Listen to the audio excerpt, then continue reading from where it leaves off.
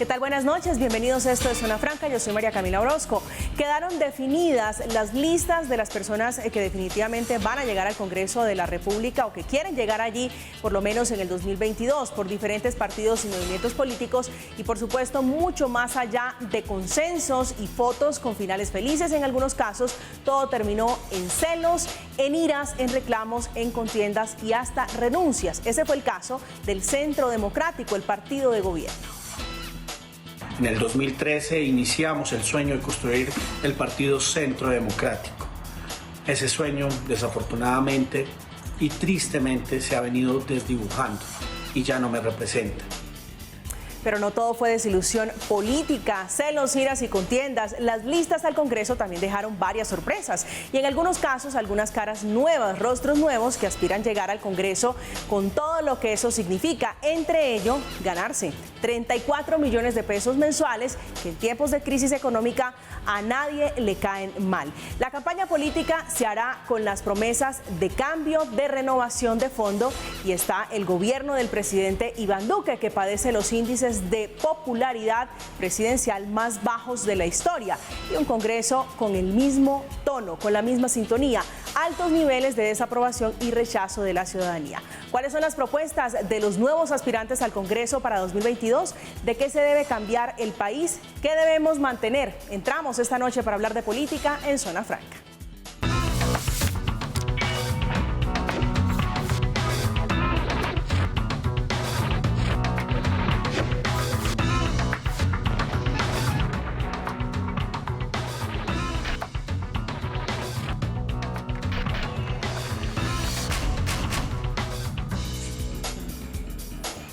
Y veníamos hablando ya hace varias semanas de precandidaturas en lo que tiene que ver a la llegada, a la carrera por llegar a la presidencia de la República. Pues bien, es momento de hablar del Congreso de la República porque ayer se inscribieron a propósito formalmente en la registraduría miles de candidaturas al Congreso de la República, los cuales serán electos 100 en Senado y 166 en la Cámara de Representantes. Desde ya Zona Franca abre para ustedes, los televidentes de este espacio, un espacio a propósito para conocer las propuestas de los candidatos, de los aspirantes que quieren llegar en el 2022 a tomar decisiones allí en el Legislativo, formada justamente para el 13 de marzo, el día de las elecciones legislativas. Está esta noche con nosotros Yolanda Perea, que es una mujer de Río Sucio en el departamento del Chocó, una líder defensora de derechos humanos y de víctimas de violencia sexual e integrante de la Mesa Nacional de Víctimas, ahora candidata en el 5º renglón por el resucitado, el recién resucitado Nuevo Liberalismo. Yolanda, un placer tener acá en Zona Franca. Muchas gracias, un fuerte abrazo a rejuntancia para todas, todos y todes. Un gusto tenerla acá, abrazo fuerte para usted también, Carolina Arbeláez, que acaba de dejar también el Consejo de Bogotá para aspirar a la Cámara de Representantes por el partido Cambio Radical. Bienvenida a Zona Franca. Gracias, María Camila, un saludo muy especial para todos los panelistas hoy aquí y a toda la audiencia. Dos caras nuevas, la suya no tan nueva en la política, pero relativamente nueva en lo que tiene que ver en el Congreso, y una cara no tan nueva en la política, pero sí que pretende repetir en el Congreso, dando un salto de la Cámara al Senado de la República, que es María José Pizarro, que ya la conocíamos. Bienvenida a Zona Franca. Muchas gracias. Primera mujer además en el Pacto Histórico, encabezando. Mujer en la lista del Pacto Histórico. Y bueno, feliz de estar de nuevo aquí con ustedes. Un saludo, por supuesto, a mis compañeros de panel y a toda la audiencia. Un saludo y un abrazo muy afectuoso. El gusto es nuestro podernos reencontrar aquí de manera presencial. Está esta noche también Alirio Barrera, que es exgobernador del Casanare, ex candidato también presidencial por el partido de gobierno Centro Democrático y candidato ahora al Senado por ese mismo partido, segundo en la lista del uribismo. Bienvenido, señora, a este espacio. Gracias, María Camila, agradecerle a Dios primeramente por esta oportunidad y a ustedes que nos han tenido en cuenta para esta mesa de trabajo, diría yo, iniciando prácticamente las contiendas electorales para que se avecinan en marzo. ¿Ya comienza esto en forma?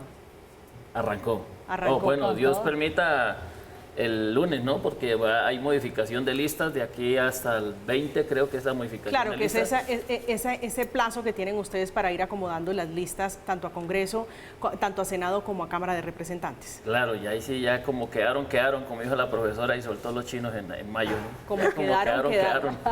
Como quedaron. Yolanda, pues quiero comenzar con usted, que es de esta mesa muy nutrida, creería yo, para llevarles a ustedes las propuestas de las personas, decíamos hace instantes, que quieren quieren llegar al Congreso de la República. La suya en la política por lo menos es nueva, pero no nueva en la defensa de derechos humanos, que personalmente conozco su carrera. Su bandera para llegar al Congreso, ¿cuál va a ser su bandera para llegar y ocupar un escaño allí? Bueno, mira, la bandera principal es la periferia, es ese territorio olvidado que hay que llevar allá, ese centro, porque realmente requerimos de que como pueblos étnicos, como víctimas, que somos más de 9 millones de víctimas y que nos ha tocado vivir en medio de esa guerra, es poder levantar la voz y defender nuestros derechos, pero también entender que el centro es allá. El centro no siempre es Bogotá o las grandes ciudades. El centro es esa periferia olvidada donde muchos de esos territorios simplemente nos ven como gente cuando necesitan nuestro voto. Y aquí hablo de Chocó, de Buenaventura, del Valle. O sea, toda esa periferia que realmente tenemos grandes sectores donde no hay agua potable, donde no hay acueducto, no hay alcantarillado, donde no hay nada. Y te hablo de algo específico. Por ejemplo, mi Chocó. Yo soy de Río Sucio, Chocó. Y en Río Sucio, Chocó no tenemos nada de esto, ni alcantarillado ni acueducto. Y donde nos bañamos y hacemos las necesidades, de ahí tenemos que tomar el agua para hacer los alimentos y todo lo que se requiere para sobrevivir. Entonces, esa periferia es la que hay que traer al centro y que se mire las necesidades primordiales que hay, que como seres humanos tenemos. Usted es activista, pero el bichito de la política viene ¿desde cuándo? Pues, mírate, en todo esto he trasegado y he caminado, me he rodeado de mujeres, como esta gran mujer que está aquí, que nos hemos encontrado en grandes debates que ellos han hecho y como víctimas hemos intervenido, pero también es de admirar a una mujer que acaba de hacer un gran salto, como es Francia Márquez, y que en nuestros territorios esa defensa por sobrevivir es la que nos conlleva a levantar la bandera todos los días, en defensa de la vida, de la igualdad, de que no nos sigan violando, de que no nos sigan asesinando.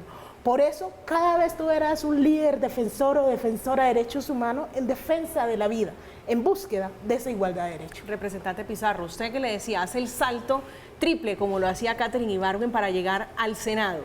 Sí, más o menos. No, pues, ¿qué te digo? Pues el objetivo cuando llegamos a la Cámara de Representantes definitivamente era no solamente abrir un camino para las mujeres en nuestro país, en todos los partidos creo que sigue siendo una deuda pendiente, creo que ni siquiera están preparados para que las mujeres asumamos el liderazgo, pero los tiempos van cambiando y definitivamente este es el tiempo de las mujeres. Al igual que Yolanda, con Yolanda nos conocimos en el 2013, y yo también vengo del Movimiento Nacional de Víctimas, también vengo de una historia, pues como creo que miles y millones compartimos en este país, pero definitivamente cuando uno sobrepasa los dolores tiene que pues, entrar a convertirse en un ciudadano pleno en sus derechos y empezar a recuperar los derechos para todos y para todas.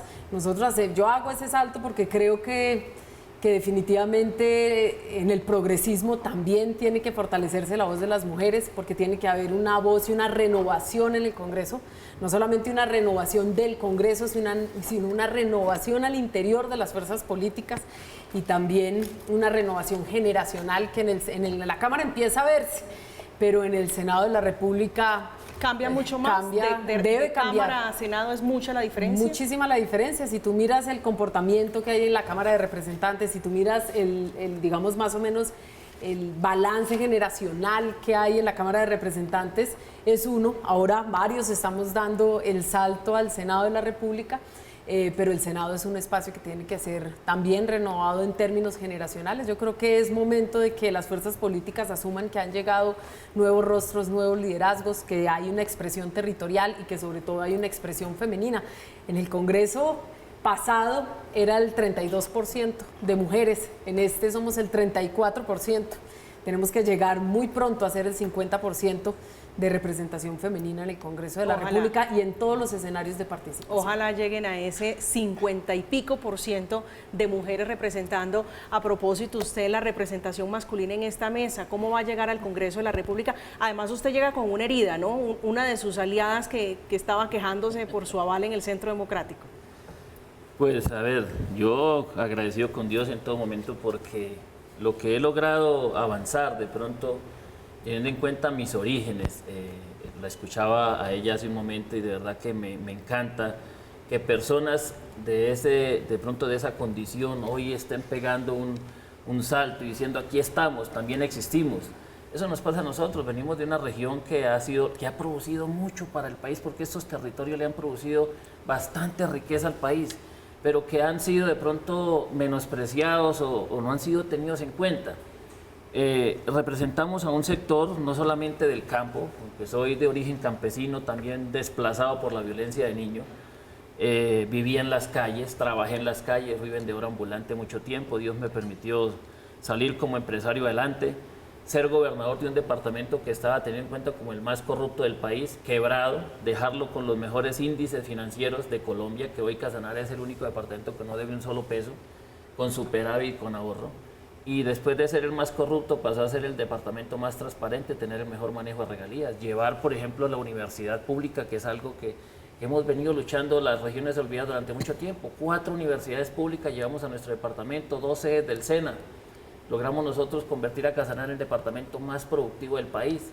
O sea que sí hace falta que a personas como nosotros, los que estamos en esta mesa, se nos dé la oportunidad de llegar un poco más lejos y demostrarle al país que podemos ser útiles en el desarrollo económico y social de los colombianos. Usted pasó de una gobernación a aspirar a ser precandidato presidencial ahora al Congreso de la República. O sea, usted ya se ve allá en el Congreso legislando, debatiendo justamente con la oposición y con muchos otros sectores. No, yo pienso que nosotros hasta ahora estamos iniciando una campaña y hoy de pronto creerse uno ya sobrado y creer que ya logró el objetivo, en eso entramos todos, ¿cierto? Todos los que estamos en esta mesa queremos lograr un objetivo y queremos de pronto tener unos excelentes resultados, ganar esa credencial al Senado de la República o a la Cámara de Representantes, pero pues es un trabajo que no ha comenzado, le decía, hasta ahora el lunes entrante quedan en firme, todavía no sabemos si vamos a quedar ahí, pueden suceder muchas cosas. ¿Y de qué depende eso?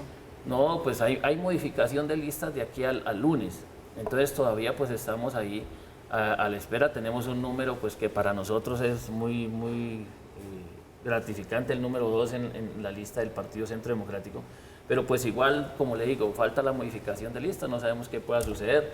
Hemos sido respetuosos de los lineamientos del partido, hemos sido respetuosos de las políticas y de los acuerdos que se han hecho internos, como lo hicimos de pronto en la candidatura por el aval a la presidencia. Ya vamos a hablar de eso, de los acuerdos internos del Centro Democrático, que parece desbaratarse de a pocos con todas estas renuncias, con todas estas malquerencias al interior del Centro Democrático. Pero yo diría, ¿qué partido no tiene hoy problemas al interior?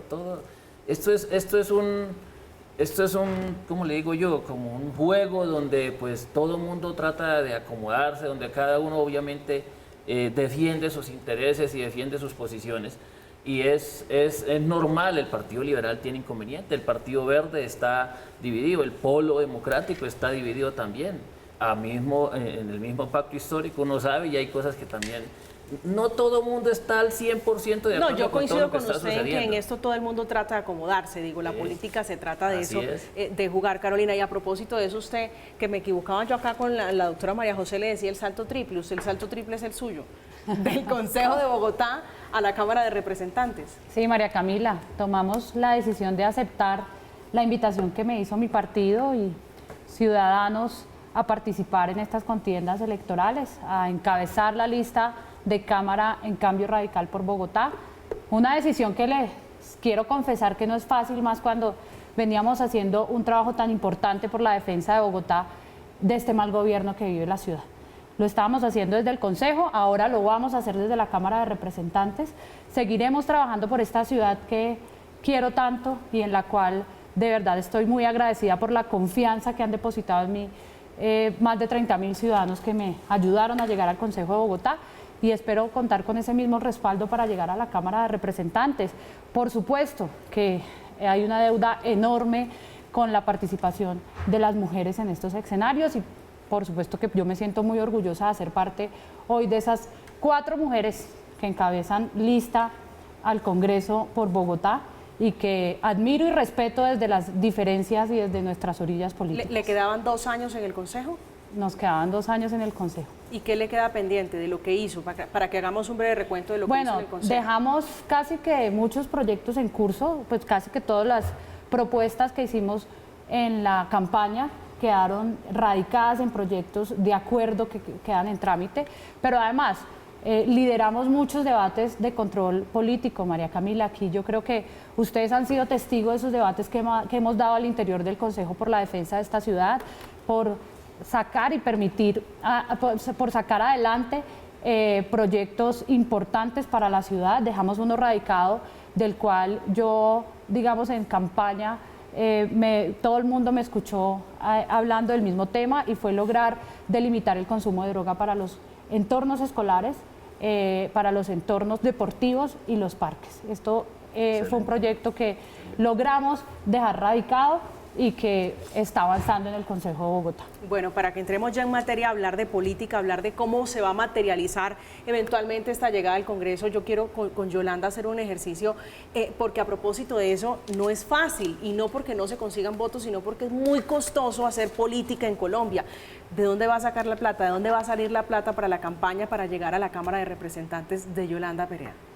Mira, yo creo que aquí tenemos que empezar a hacer ese papel tan importante, y es que se entienda que es que no siempre todo debe ser dinero. Aquí tenemos que entrar a concientizar la importancia que tiene que nosotros como sociedad tomemos en serio el derecho que tenemos a elegir y ser elegido. Pero también hay un tema, y es, por ejemplo, cuando tú me preguntas ¿de dónde voy a sacar el dinero? Hay algo muy fácil, es que muchos sí tienen ese dinero. No, se lo pregunto con todo el cariño. No, nosotros no lo tenemos, pero para allá voy. Y es que pasa que la sociedad colombiana está mal enseñada, y es porque siempre que llega el momento electoral le dan el tamal, la lechona, la teja y no sé qué, y no han entendido, y es que el que paga para llegar, llega para robar. Entonces, nosotros estamos haciendo un proceso a conciencia, de corazón, para cambiar esa estructura y que se entienda la importancia que tiene que una mujer, por ejemplo, como yo, una mujer negra, campesina, víctima del conflicto, pero también una mujer empleada del servicio doméstico, que ha venido en una lucha conjunta con otros y otros, en defensa de esa vida, en defensa de ese territorio, pueda tener una voz diferenciada en un espacio tan importante como el Congreso. Y es allí donde queremos llegarle al corazón a todos estos territorios, y entiendan la importancia que tiene. Una voz nuestra está allá, ya no es necesario que otros sigan hablando por nosotros. Nosotros lo podemos hacer. Y sí, no hay recursos, pero requerimos realmente que nosotros como pueblo y como sociedad olvidada, y vuelvo a esa periferia, y esa va a ser una de mis banderas, esa periferia olvidada, excluida, que sí, algunos han tenido la oportunidad de salir adelante, como el compañero, y él lo decía muy bien, y me alegra, pero hay otros que no han podido, y no es porque no quieren, o como muchos dicen, estudien vagos. No, estos vagos quieren estudiar, pero se necesita generar una política pública incluyente, donde nosotros, ese campesinado, esos indígenas, esas mujeres negras, esos niños que fueron reclutados, despojados de su territorio, podamos acceder a eso. Y eso es lo que vamos a concientizar a la gente. Opinión. Voto de opinión, pero también decirle a la gente, oiga, llegó el momento de que usted tome sus derechos en serio, que usted salga a votar porque quiere ese cambio, no porque le están pagando, no porque le están ofreciendo la lechona, no porque le están ofreciendo la teja. Eso es lo importante que tiene, de que generemos conciencia que llegó el momento del cambio. Este es nuestro momento, no lo podemos dejar pasar. Doctor Barrera, a propósito de lo que dice Yolanda, el Congreso, la fórmula que hace además de las tejas, del tamal, de esa política vieja guardia. Nosotros hicimos una campaña, yo salí de ser amansador de caballos, finquero, me volví empresario en el tema del ganado, de los caballos y eso. Hice hasta tercero de bachillerato únicamente, porque las condiciones económicas de pronto y sociales de nuestra familia eran muy bajas. Entonces de niño no alcancé a estudiar, y para mí hacer tercero de bachillerato, eso era más dicho tener hoy quién sabe cuántos doctorados. Pero me enseñaron principios y valores en mi casa. Hicimos una campaña en Casanare que no llegó casi a los 1.000 millones de pesos, cuando allá una campaña vale 40.000, 50.000 millones de pesos. Lo que ella dice tiene razón, se tiene que empezar a cambiar la mentalidad de la gente. Allá nosotros recorrimos un departamento donde nosotros ningún contratista iba a apoyarnos, ¿no? Este muchacho con tercero de bachillerato no lo conoce nadie, no me conocía nadie en la política, pero me conocían como empresario, como un hombre de palabra, de principios. Y eso bastó para casi doblar a nuestros contendores en nuestro departamento. Así es de que sí se puede hacer una política con pocos recursos y con buenas propuestas, con buenos ideales que verdaderamente lleguen al corazón de la gente. Mire, ¿qué hicimos allá en Casanare? Se empezó a despertar las ganas de votar por una propuesta diferente. Casanare lo venía manejando durante casi 40 años, las mismas clases políticas de toda la vida. Llega una persona nueva que no había estado en los temas políticos a nivel departamental y llega y da una lección de que sí se podía hacer campaña sin recursos. El que no estuviera del lado uno de esos bandos simplemente no podía aspirar a nada. Logramos nosotros prácticamente acabar con esa forma de pensar y empezó a vencerse el abstencionismo en los temas de votación, en un 11, en un 15% más de lo que se venía manejando. Así es de que yo pienso que para estas elecciones se va a manejar mucho voto de opinión y vamos a lograr a tener escaños de personas que, como ella dice, no necesitan que otros hablen por ellos, sino que nosotros mismos tengamos una representación que conocemos la necesidad. Es que es muy difícil cuando a alguien le enseñaron en un tablero que hay pobreza, que hay necesidad, que a ustedes les toca cocinar con el agua que sacan cerca de los mismos pozos sépticos de donde hacen sus necesidades. Una cosa es contarlo, otra cosa es vivirlo, porque cuando usted le enseñaron en un computador o en un tablero o en un cuaderno que hay necesidad, que hay pobres, que hay gente que se acuesta con una aguapanelita y vive con un agua, que toda la comida del día es una aguapanela, o que para usted hace un agua con cebolla y un poquito de sal, y eso es un manjar para muchas familias, lo fue para nosotros en nuestro momento. Y aprendimos a convivir con eso, conocemos esa necesidad. Y yo les decía una cosa, porque me preguntaban, yo pertenezco al Centro Democrático. Pero allá quiero llegar, es decir, esas necesidades históricas son responsabilidad de quién, porque digo, quienes han estado en el poder deben tener algún grado de responsabilidad aquí. Yo quería precisamente, te voy a interrumpir un segundo, porque yo creo que el país está exigiendo, precisamente por eso se movilizaron de manera masiva, no solamente en el 2018, 2019, 2020, en contra, precisamente de una maquinaria política tradicional que en este país le ha quitado las oportunidades a la gente. Los territorios de la periferia no son territorios empobrecidos porque sí, son empobrecidos porque hemos tenido 200 años de malos gobiernos. Cuando nosotros planteamos que es el momento del cambio, pasamos por derrotar primero, digamos, ese clientelismo enquistado en los territorios colombianos, la compra y venta de votos, el hecho de que haya un mercado del voto que hace que el voto ya no sea consciente, sino que sea precisamente una transacción económica. Y esto nos lleva precisamente a lo que nosotros hemos planteado, renovar el Congreso de la República. ¿Por qué tiene que ser renovado? Porque es el espacio más desprestigiado, porque cuando tú estás en los debates al interior del Congreso de la República, lo que tú te das cuenta es que tú tienes unas grandes mayorías, lo que ellos llaman la aplanadora, que sencillamente, claro, en campaña nosotros podemos echar discursos bonitos. Yo también he limpiado casas, he sido empleada del servicio, también he trabajado como vendedora ambulante en los semáforos, claro, yo lo hice también, al igual que todos nosotros, pero cuando llegas al Congreso de la República, más allá de la campaña, de tu discurso de campaña, lo que tú te encuentras es que al momento de votar, ni las mujeres votan por los derechos de las mujeres, ni las mayorías votan por los derechos de las mayorías que los llevaron a ellos a ejercer un cargo de representación, es decir, representar a las mayorías de este país, y lo que está exigiendo la gente es que el Congreso cambie completamente y vuelva a ser el Congreso de la dignidad y de la gente. ¿Qué hemos hecho en estos últimos años? Abrir el Congreso de la República para la gente.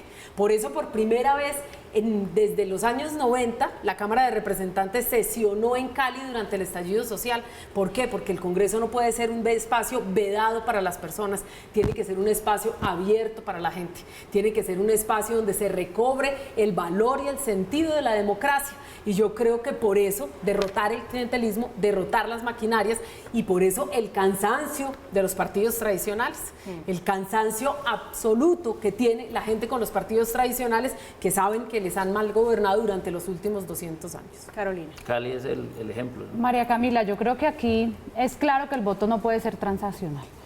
Y eso es lo que hemos venido liderando al interior del Consejo durante todo este tiempo y este periodo. de generar un mensaje de que el clientelismo le hace mucho daño a la ciudad y al país en el tema político. Esto no puede ser un tema de transacción. Aquí tienen responsabilidad los partidos, que además tienen unos recursos para aportarle a los candidatos y que seguramente vamos a esperar que pues, el partido nos ayude a sacar este proceso electoral adelante, pero además unos amigos que nos acompañan también con donaciones. Eso es totalmente legítimo y natural y así es como funcionan todas las candidaturas. Hemos venido consolidando unos amigos a través del tiempo que pues creen en esta causa, confían en nosotros y siempre se suman. Entonces esa será una parte de los recursos y también por supuesto con créditos. Yo creo que aquí terminamos hasta todos endeudados con los bancos esperando también un poco el tema de reposición de votos que también pues ahí digamos que hace parte. Yo hice una campaña por Bogotá, 80.000 votos, no pedí un solo crédito. Y fue una campaña absolutamente austera. Es una forma de demostrar que se pueden hacer campañas María José, pero hay publicidad, diferentes. hay que hacer publicidad. Sí, hay que se pueden gastar. hacer campañas diferentes y hay que demostrarle a la gente para recuperar el sentido de la política que es posible hacer, no dejarlas, lo que pasa en los territorios, ustedes lo saben, que dejan todo pintado, todo lleno de vallas, eso parece un mercado, el mercado del pendón, el mercado de la valla y no el mercado de las ideas y no la posibilidad de debatir sobre las ideas. Y tenemos que cambiar el sentido de la política, a lo que nos está, el mandato que nos entregó el pueblo colombiano es precisamente el del cambio profundo. Y nosotros tenemos que saber si el 13 de marzo la gente va a votar y va a elegir el cambio para Colombia o vamos a seguir en 200 años más de lo mismo. Alirio. ¿Qué es lo que pasa? Aquí hay veces no se respeta la democracia. Oiga, ¿cuál es la forma de hacer un cambio? Ahí están las urnas, están las elecciones. Exacto. No es saliendo a destruir el país, no es saliendo a hacerle daño a los demás ciudadanos. Entonces, si no ganó mi candidato, entonces yo salgo y reviento el país, incendio el país y hago esto. No, ojo con esos cambios. Ojo, porque para eso están las urnas. Y si no ganaron es porque el pueblo no está de acuerdo con sus ideas. Hay que tener cuidado de algo.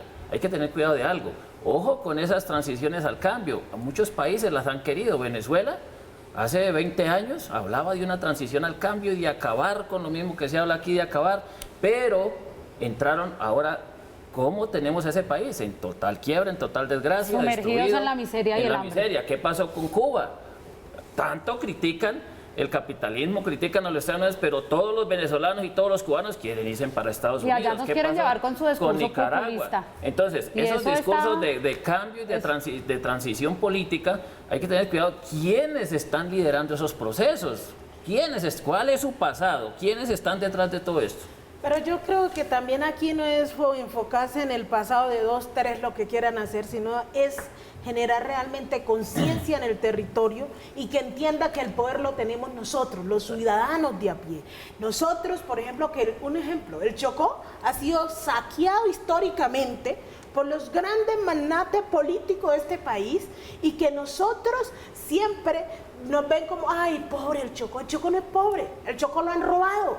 Sí, se le han extraído en esa calidad de seres humanos que hay y han dejado que niños estén muriendo de hambre como la Guajira a raíz de que 2, 3 que tienen el poder político y que tienen la plata vinieron y gobernaron a dedos y vinieron y también irrumpieron de tal manera que siempre el que tiene más es el que termina gobernando, el que tiene más es el que termina mandando. Entonces, ¿qué hay que hacer?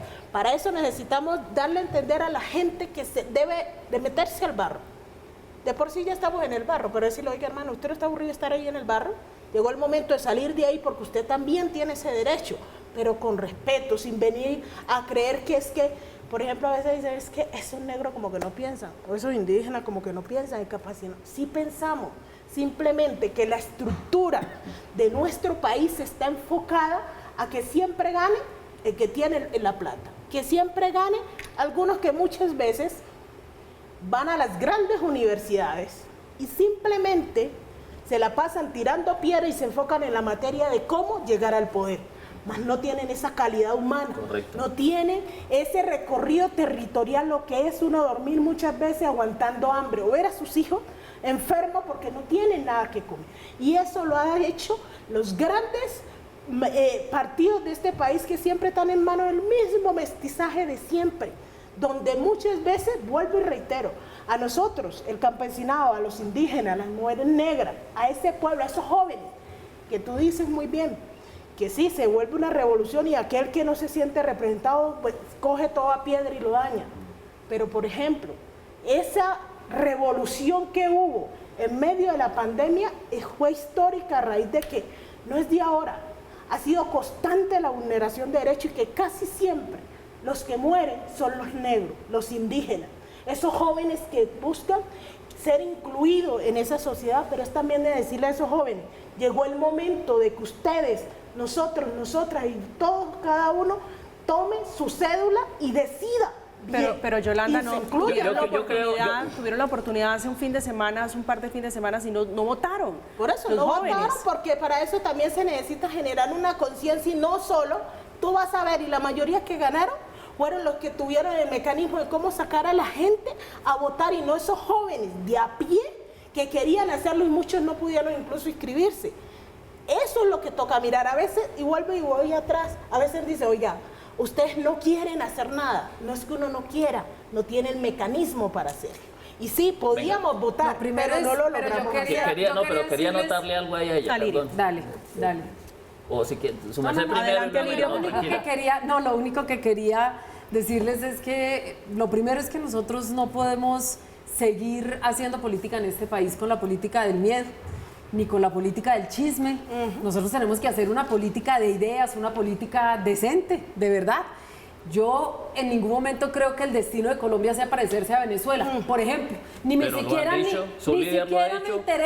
siquiera me interesa que nos parezcamos a Cuba. Espérame un segundo. Petro lo ha dicho. Eso lo dicen ustedes, pero no lo dice Gustavo. No empecemos con las mentiras. Eso lo dicen ustedes. Que Chávez es un ejemplo. Es más, Gustavo Petro lo primero que ha dicho es que nosotros no podemos tener un modelo económico igual al modelo económico de Venezuela, que fue el que nos llevó al desastre. Pero ahorita nosotros tenemos derecho a parecernos a Noruega, a Finlandia, a España, a cualquier país donde los mínimos derechos sean garantizados. María y eso Camila. no tiene nada que ver con Venezuela ni con Cuba. Cuba es Cuba, Venezuela es Venezuela y Colombia es Colombia. Y nosotros necesitamos soluciones para Colombia. Lo que pasó en medio de este estallido social es que la gente tuvo que elegir entre el contagio y el hambre. Y los poderosos de este país no tuvieron que elegir, ni siquiera nosotros en el Congreso. María José. 3 meses, un mes el Congreso cerrado. María José, pero es que un no, mes el Congreso María de la Camila. República cerrado, mientras los congresistas estaban en sus fincas y la gente tiene que salir a contar. No necesitamos irnos para Venezuela. Perfecto, Con el entonces solo no nos hecho vayamos a de Venezuela. ver lo que hizo Gustavo Petro en Bogotá, tenemos... Está. O sea, el gobierno de Gustavo Petro en Bogotá fue un desastre. ¿Y lo o sea, que han hecho ustedes ¿y qué hizo la 200 izquierda años? 12 años en Bogotá? Acabar con la ciudad. Mentiras. Entonces aquí no necesitamos irnos para El que acabó con la ciudad Venezuela. fue Peñalosa. Por Empecemos favor, por ahí. las obras, 2.500 frentes de obra, por Dios, María José. Perdóname, pero hay adelante, muchísimos logros de en esta acciones. ciudad. ¿Qué pasó con los CAMATs? ¿Qué Esto pasó no con puede las guarderías ser, nocturnas? esto no puede ser ¿Qué un pasó debate con el de básico carreta. vital de Esto agua? tiene ¿Qué que pasó ser con un los debate planes? de No, el hechos Metrocable, concretos. por ejemplo. No, ¿Está? el hecho La de invito a que vaya al Metrocable de Ciudad Bolívar. Perfecto, pero ¿quién lo hizo? Vaya, ¿Quién lo hizo Enrique Peñalosa. No, señora, lo hizo Gustavo Petro y lo dejó licitado Gustavo Petro. Aquí hay que, vea, o sea, sentémonos en la realidad. O sea, ¿cómo es que me están diciendo que no quieren volver a Colombia como Venezuela? Cuando una de las políticas es la No hay nada más expropiación. parecido a Venezuela que el La gobierno de Iván Duque. expropiación es una de las políticas fuertes. Una de las, hacer más billetes para acabar con la pobreza. Eso lo hicieron en Venezuela. Acabar con la empresa privada, prácticamente poder pública, todo. ¿Qué hicieron en Venezuela? Hicieron lo mismo, lo hicieron en Cuba. Ahora hablan de bajar los arriendos a la mitad del precio, mandar sobre la propiedad privada. O sea, todo eso son políticas y en muchos momentos dijeron que Chávez y que Maduro eran ejemplo y que querían esto. Ellos mismos dijeron que de allá, mentiras son, no sé, pero ellos dijeron que habían patrocinado en algún momento algunas de esas campañas. Entonces, ¿cómo vamos a decir que no nos queremos pelear a Venezuela cuando las políticas que le están ofreciendo al país hoy son similares a las que le ofrecieron allá a Cuba, Venezuela y a Nicaragua y hoy los tienen sumidos en la pobreza? Aquí, Completamente diferentes. ella sabe, yo fui gobernador del departamento de Casanare y 2 veces consecutivas fui el mejor en manejo de víctimas y en el tema de las negritudes. Llamen a cualquiera de las asociaciones allá de las negritudes para que vean cómo fui como gobernador, dando participación a Pero todos. mire, Camila, yo creo que es muy importante, por eso el voto de las próximas elecciones va a ser determinante. Determinante primero para defender nuestra democracia, porque necesitamos un Congreso serio y responsable que no ponga la democracia en riesgo. Y segundo, además para defender y ser la voz y la representación de las libertades individuales. Yo creo que aquí las libertades individuales no se pueden perder con ningún gobierno que llegue. La izquierda no puede llegar a acabar con las libertades en Colombia porque creo que es lo más importante que tenemos que entrar a defender. Sacar adelante reformas, por supuesto. Las necesitamos y creo que en eso pues han avanzado en el Congreso, me imagino, María José, en sacar las reformas importantes que necesita este país, porque yo veo un Congreso medianamente ahí quieto Cali con las es el reformas que ejemplo de ese necesita. cambio transicional. Cali es el ejemplo. Quisieron cambiar y ya no más los de siempre. Y Cali, vaya, mire cómo está Cali. Mira, un Hoy, ejemplo sumido de un en la- debate democrático en el Congreso de la República. Se presenta el proyecto para que todas las ciudades de este país y los municipios de este país tengan bebederos públicos de agua potable. ¿Saben ustedes cuál fue el argumento para hundir un proyecto de ley? En todas las ciudades del mundo hay bebederos públicos de agua. En todas las ciudades. ¿Sabes cuál fue el argumento? Que era una idea comunista. Ese es el nivel de debate que hay en el Congreso de la República. Me perdonan. ¿Qué transformaciones ha sacado adelante el Congreso de la República? ¿Cuáles son las transformaciones? ¿Realmente tenemos un país distinto 4 años después? No hay nada más parecido, y perdóname que te diga, a Venezuela que el gobierno de Iván Duque. ¿Cómo se le ocurre? Sí, señor. Quieren eliminar, quieren unificar el Congreso de la República, quieren cooptar todos los disminuir poderes los de este números de país. curules. ¿No? ¿Quiénes quieren? ¿Disminuir? Claro, el gobierno ya lo propuso, de la disminución Pues bueno, del número de por eso curules casi a la mitad. veremos si eso amplía Ahora, la más que, democracia. Pero además alineó yo en pienso este que país. más que hacer Alineó bebederos con públicos, Ustedes Oye, tienen claro, dos visiones de país. Eso es lo que tiene la gente en este momento. Más que hacer bebederos Más que públicos hay que disminuir generar el Congreso, oportunidades. más que disminuir La el Congreso, matrícula cero, lo que por necesitamos es más Yo no estoy de Yolandas en acuerdo. el La Congreso renta de la básica, por República, ejemplo. más María José, independientemente de las ideas que tengamos. Yo le voy a contar una cosa, María Camila. Sacamos adelante proyectos de ciudad con Colombia Humana.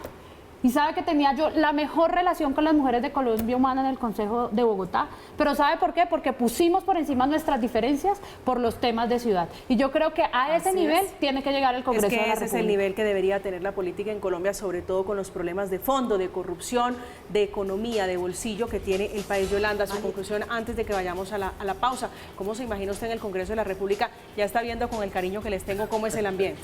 Mira, yo creo que lo primordial que hay que hacer es dejar los extremos. Que el uno dijo, que el otro no hizo, que eso es lo que nos tiene tan jodido en este país. Aquí lo que toca hacer es mirar cómo vamos a hacer una rejuntancia de ideas que puedan sacar adelante este país y dejemos de concentrarnos solo en el yo y concentrarnos en nosotros, en el colectivo como es Colombia, esa Colombia diversa, esa Colombia profunda, esa Colombia que necesita dolientes. Eso es lo que tenemos que hacer. Aquí no podemos seguir en ese rifirrafe y el uno dio, el otro dio. No están, o sea, terminan los colombianos y colombianas de este país confundidos y entonces, bueno, el que más duro levantó la voz para allá es que nos vamos. No, aquí llegó el momento que sentemos posturas en pro de cómo vamos a reconstruir nuevamente a Colombia en medio de esas diferencias. Eso es lo que hay que hacer. De acuerdo. Reconstrucción del país. A propósito, en la inscripción de los candidatos, como todo, hubo contentos e inconformes. Por el lado del uribismo, terminó renunciando al partido Centro Democrático Eduardo Rodríguez, mientras que en el petrismo, Francia Márquez amaga con abandonar el pacto histórico si no se le da más relevancia a la población afro directamente en esta lista. Estamos en Zona Franca hablando a propósito de la conformación preliminar de momento, también las listas a Cámara y a Senado, listas para llegar al Congreso de la República en el 2022. Ya regresamos.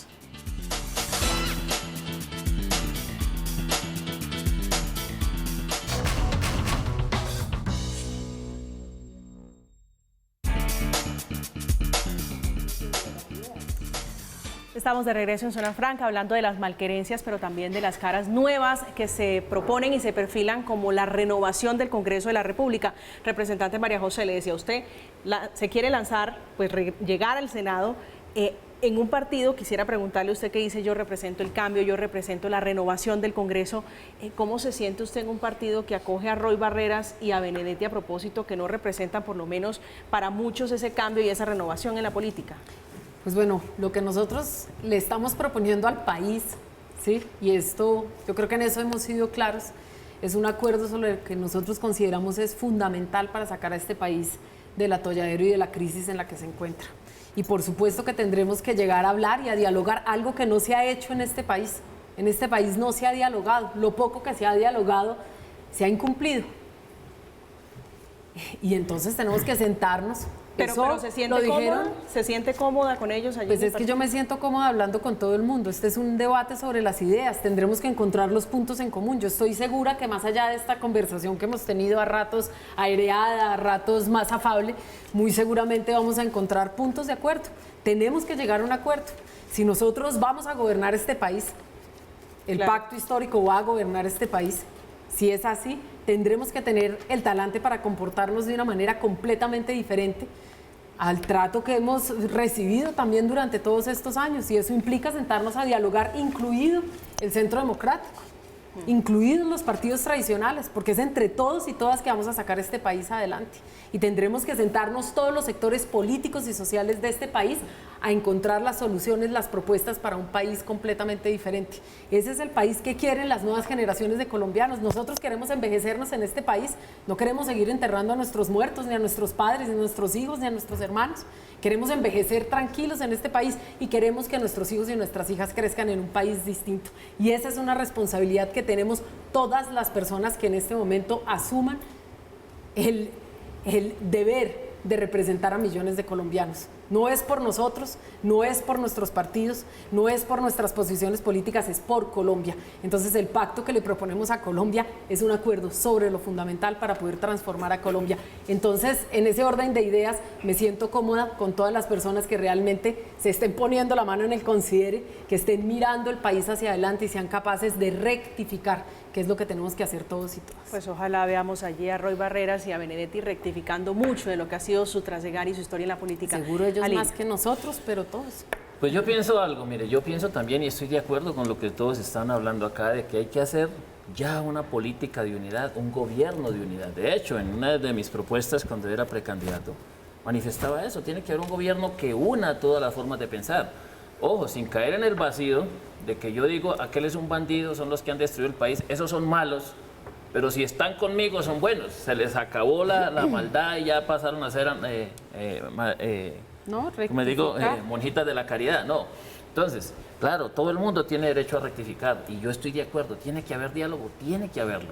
Tiene que haber consenso, claro, entre las diferentes formas de pensar, entre los diferentes sectores políticos, porque esa guerra política es la que alimenta a los grupos al margen de la ley. Esa guerra política es la que alimenta el narcotráfico, los paramilitares, la guerrilla, todo eso. En lo que tiene que ver con usted, ¿habría consenso por lo menos en el acuerdo de paz, en la implementación del acuerdo de paz? Lo que pasa es que eso ya se hizo. Yo siempre he dicho que fue un acuerdo que fue en contra de la voluntad del pueblo colombiano. Fue en contra porque el pueblo votó, no queremos eso así. Pero, sin embargo, con una diferencia de 50.000 votos. No importa, así, venga, cuando hay, venga, yo les quiero decir algo, yo les termino en un minuto. Okay. Cuando hay democracia, si usted se lanza a una alcaldía y pierde por 50.000 voticos, ¿qué pasa? Usted perdió y hay que, cuando hay democracia se respeta, así sea por uno, por un voto, por una mano se pierde un chico, decíamos nosotros allá en la vereda. Entonces, si usted por un voto perdía, pero aquí fueron 50.000, 60.000 voticos, 63.000 voticos, pero no los tuvieron en cuenta. El pueblo colombiano se manifestó en su mayoría donde quería un proceso de paz, pero en otras condiciones. Mire, ¿a qué voy yo con esto? Se firmó un proceso de paz donde las víctimas del conflicto quedaron rezagadas, no se les dio la importancia que más de 9 millones de víctimas, más de 8 millones por desplazamiento forzado. ¿Dónde está el presupuesto que se deja? Hoy, las víctimas del conflicto creo que tienen un presupuesto como de 70.000 millones de pesos, mientras los reinsertados tienen un presupuesto de 90.000 millones, o sea, tienen más 8.000, 10.000 reinsertados que 9 millones de víctimas del conflicto. ¿Dónde está en ese proceso de paz un respaldo o un resarcimiento también de los daños que se le hicieron a la fuerza pública, las reservas de la fuerza pública que defendieron la patria, que ofrecieron su vida por defender la patria? Miran cómo se le pavonean esos bandidos a los cuales se enfrentaron por defender a toda la comunidad colombiana en carros blindados con escoltas y ellos abandonados totalmente. ¿Qué es lo que uno busca? Que haya un ajuste y que haya equidad aquí, que las víctimas del conflicto tengan una buena representación en el presupuesto de Colombia y que también las personas que sirvieron a la patria sean tenidas en cuenta como se debería hacer. Y aquí tenemos una, Yolanda. Por Usted, eso, pero es que ahí hay un tema. Y es que mira, como víctima directa de este conflicto, de violencia sexual, un aborto y el asesinato de mi madre y expulsada de mi territorio, te digo, prefiero 1000 veces ese acuerdo imperfecto y no una guerra en permanencia, porque gracias a esos acuerdos, que son imperfectos, las armas que me colocaron al momento de violarme y que asesinaron a mi mamá no lo harán con ningún niño más. Obvio, hay algunas cosas que mejorar, pero te digo que es muy bonito ver, por ejemplo, el hospital militar que ya no está lleno de esos soldados que caían en mina y esos soldados que caían en debate. Ay, pero ¿qué está pasando? ¿Qué pasó en Cúcuta hoy? Bueno, pero ¿qué pasó? Porque es que también falta hoy tenemos unos bandidos que se entregaron y que negociaron y que están casi más fortalecidos que cuando hicieron el proceso de paz. No está tan como está, no está mal por la FARC. Aquí está mal, es porque realmente nos hace falta carácter, nos hace falta tener voluntad de negociación. Eso lo dice usted. Mira, en el Congreso de la República, tus compañeros de partido han establecido una relación amable, respetuosa con los excombatientes de las FARC y lo hemos dicho y resaltado en estos 3 años y medio. Sí. Esa es la paz. Entre otras muchas cosas. Y mientras allá en el monte nosotros armamos matando gente. Pero siempre será mejor, María Camila, debatir con ideas que con las balas. Así Yo es, fui toda la vida. una defensora del proceso de paz, pero sí tengo que decirlo y reconocer que nos ha hecho falta la verdad. No nos han dicho la verdad, no han reparado a las víctimas y eso es una falencia del proceso de paz. No tenemos la verdad de los grandes responsables de este país. Pero es que aquí hay un tema, nosotros no podemos las grandes seguir verdades, escudando. no las microverdades. Este gobierno tuvo la oportunidad de hacer todo, no lo hizo.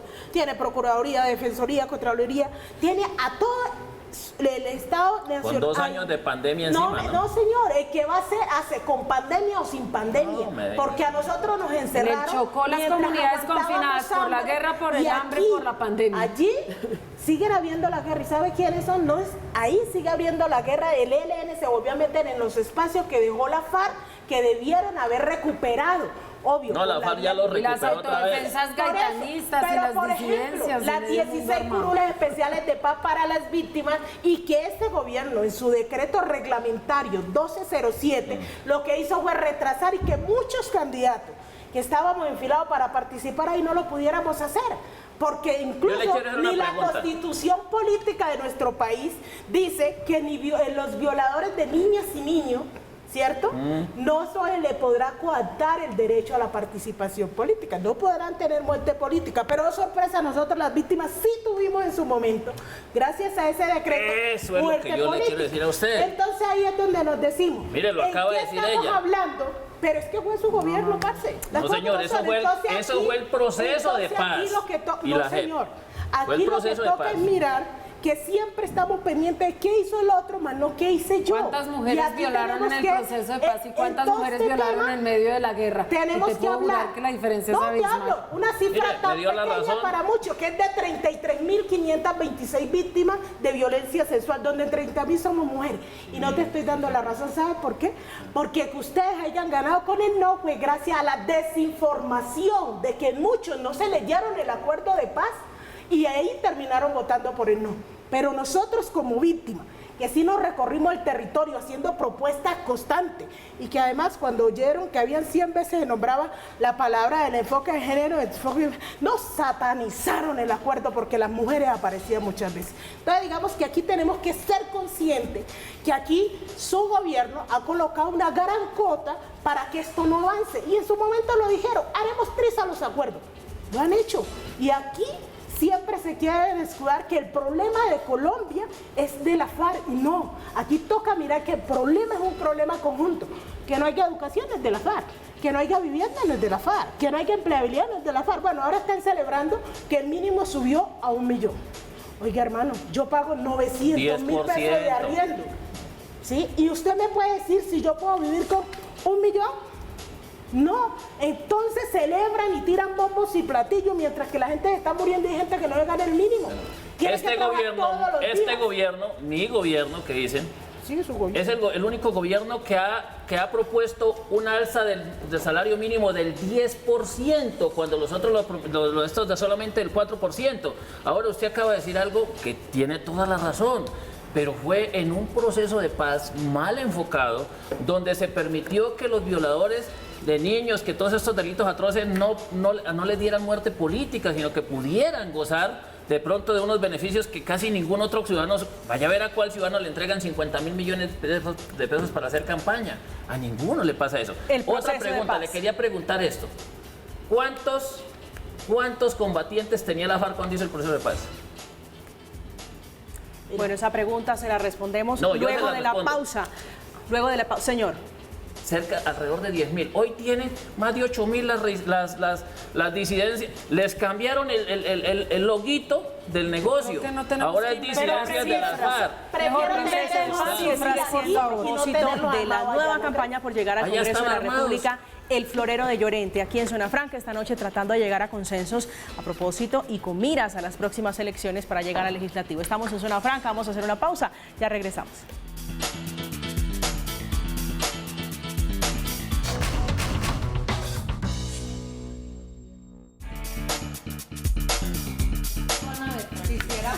Estamos de regreso en Zona Franca. Aquí ustedes, como pueden escuchar, tratando de llegar a consensos sobre temas clave, como por ejemplo el desempleo y el salario mínimo. Carolina, en el Congreso de la República, si usted llega en el 2022, su bandera a propósito de reactivación económica, de pandemia, ¿cuál va a ser? Bueno, sin lugar a dudas hay que trabajar por la reactivación económica y social, María Camila.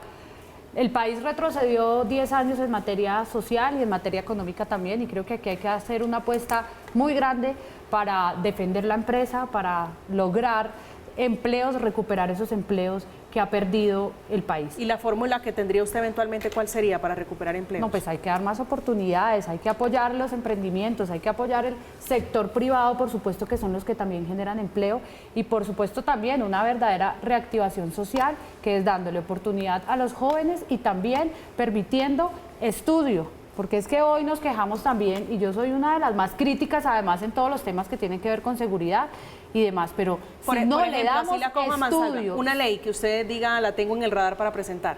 Vamos a presentar la reforma a la justicia. Creo que eso es importantísimo, avanzar en la reforma a la justicia, porque no podemos seguir permitiendo que el crimen se tome el país y las ciudades importantes. Creo que esa es una de las cosas primeras que hay que llegar, pero también apostarle a la reactivación social, dándole oportunidades y estudio a los jóvenes, porque creo que ahí nace el problema. Representante Pizarro. Pues bueno, lo primero es que nosotros tenemos un país con el 50% en la informalidad. Ese 50% de la sociedad colombiana no tiene acceso al salario mínimo, y por supuesto que nosotros nos alegramos de los incrementos, pero vamos a seguir insistiendo en que son insuficientes mientras nosotros no tengamos una formalidad, es decir, acceso para la juventud al primer empleo, la posibilidad de formarse, de que las mayorías de colombianos y de colombianas puedan formarse para poder acceder a ese empleo formal. Petro dice que es necesario el 18%. Si llegan a gobernar, ¿van a incrementarlo en el 18%? Te lo acabo de decir, creemos que es insuficiente lo que acaba de subir, pero para eso tiene que venir acompañado de toda una serie de medidas. Nosotros proponemos una educación pública, gratuita, universal y de calidad, lo hemos dicho desde hace muchísimos años. Creo que si no hay oportunidades para la juventud, que son los que tienen que ser el motor productivo de este país, que los jóvenes tienen que estar trabajando formalmente y no vendiendo bolsas de basura en los semáforos. Esa es la tragedia de la sociedad colombiana. Bueno, cuente conmigo, María José, para la matrícula cero, pero con fuentes de financiación. Yo comparto algo. Yo comparto en que la falta de oportunidades trae violencia, que si un muchacho lo tenemos trabajando o emprendiendo o estudiando, es un muchacho que le quitamos a los grupos delincuenciales. Yo lo hice en Casanare. O sea, es que es muy bonito decirlo cuando han gobernado y no han subido una universidad pública en su gobierno. Nosotros llevamos 4 universidades públicas a Casanare donde no había ni una. 2 sedes del SENA y garantizamos el 270% de cobertura y oportunidades a través de unidades productivas para los jóvenes y las madres cabezas de familia en Casanare. ¿Qué queremos nosotros? Pero proponer, digo, es muy fácil en época de pandemia. Es que yo sí ya lo hice. Yo lo hice, es que yo sí tengo para mostrar. Hay que buscar fuentes de financiación para todos los proyectos que se en materia de entonces le voy a decir, no, pero en estas cosas que estamos hablando, es muy yo fácil le muestro proponer. estadísticas, le muestro unas estadísticas. me gustaría saber cuántas universidades públicas trajo el doctor Petro a Bogotá cuando fue alcalde. Ni una. No, ustedes tienen... ¿Cuántos sedes del SENA aumentó? ¿Cuántos cupos aumentó? Están Yo aumenté equivocados. 18.000 Ni un cupos solo en Casanare. colegio. Entonces es fácil decir voy a hacer, pero yo tampoco estuve allá y no hizo lo pude Mariano, hacer. no Dos, hizo Mariano. tenemos que implementar un buen sistema de seguridad en Colombia. Lo que dice ella, la reforma a la justicia se tiene que dar en nuestro país, porque los bandidos hoy tienen más derechos que la gente del común. Y una reactivación económica sin seguridad no es posible. En lugar de ahuyentar al inversionista, hay que atraer inversionista extranjera con seguridad física y seguridad jurídica para que inviertan en nuestro territorio y dinamicen la economía. El SENA Yolanda, depende del rápidamente nivel su nacional, conclusión no sobre del lo que... nivel Pero también aquí hay local. una cosa Y y es es muy que distinto tenemos ser que gobernador, ser enfocarnos presidente, tú lo muchísimo sabes. y es en esa periferia, porque es muy bonito gobernar desde acá y hacer desde el escritorio, pero no mirar la realidad. Toca enfocarnos mucho en la soberanía alimentaria de este país para poder mirar a ver cómo vamos a mejorar y permitir que esta gran mayoría de campesinado que está en la ¿Con qué grandes ley llega usted sociedades, al Congreso? Para eso toca...